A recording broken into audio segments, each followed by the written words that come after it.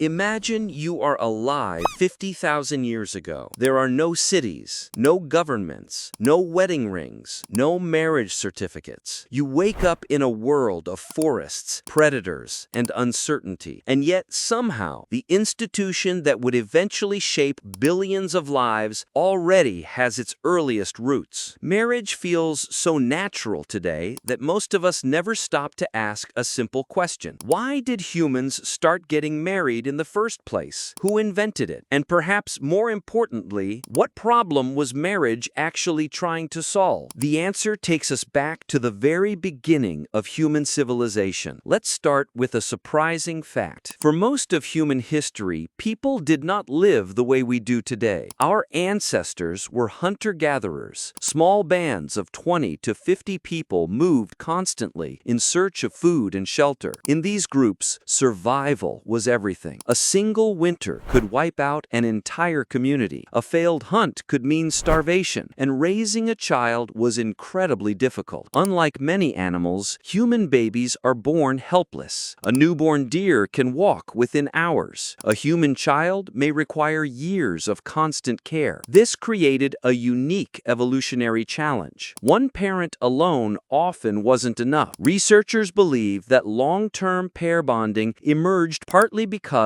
human children needed extraordinary amounts of support. A man and woman who cooperated for years had a better chance of keeping their children alive. The children survived, their genes survived, and slowly, over thousands of generations, stable partnerships became increasingly common. But these early partnerships were not marriages as we know them. There were no ceremonies, no white dresses, no wedding vows. Marriage had not yet been invented. Then something changed. Around 12,000 years ago, humans began settling down. Agriculture appeared. For the first time in history, people could own land, and ownership changed everything. Imagine you're a farmer. You spend years clearing fields, building irrigation systems, and growing crops. Suddenly, a new question appears. When you die, who gets all of this? Your children? Which children? How can you be certain? This problem may have helped transform simple pair bonds into formal marriage systems. Marriage wasn't just about love. It became a way to organize property, inheritance, and family relationships. It answered practical questions. Who belongs to whom? Who inherits wealth? Who is responsible for children? Who forms alliances with whom? In many ancient societies, marriage was less about romance and more about economics. Families negotiated marriages the same way they negotiated trade agreements. The union connected resources, power, and social status. Love was often considered a bonus, not a requirement. Ancient Mesopotamia gives us some of the earliest written evidence. More than 4,000 years ago, marriage contracts were being recorded on clay tablets. These documents specified property rights, obligations, and inheritance arrangements. Marriage had become a legal institution. Ancient Egypt had its own traditions. In China, elaborate family systems developed around marriage. In India, marriage became deeply connected with religion and social order. Across civilizations separated by thousands of miles, marriage appeared again and again, but not always in the same form. Some societies practiced monogamy. Others allowed multiple wives. A few permitted multiple husbands. Marriage was never one single invention. It was a solution that different cultures arrived at in different ways. And yet, one pattern appears repeatedly. Marriage helped create stability, stable families, stable inheritance, stable communities, stable societies. But stability often came at a cost. For much of history, individuals had very little say in whom they married. Parents decided, kings decided, religious authorities decided, political alliances decided. In medieval Europe, noble marriages could reshape entire kingdoms. A wedding wasn't simply a personal event, it was geopolitics. One marriage could start a war, another could end one. Meanwhile, ordinary people were often expected to follow traditions established centuries earlier. The idea that marriage should be based primarily on love is surprisingly recent. For most of history, marriage was viewed as a social duty, not a personal choice. Then came one of the biggest cultural shifts in human history, the rise of romantic love. Beginning around the late Middle Ages and accelerating over the next several centuries, literature, poetry, and philosophy began celebrating the idea that love should play a central role in marriage. Stories changed, songs changed, Expectations changed. People increasingly wanted to marry the person they loved. This idea seems obvious to us today, but for much of human history, it would have sounded strange. Imagine telling a medieval parent, "I'm marrying this person because they make me happy." Many would have considered that a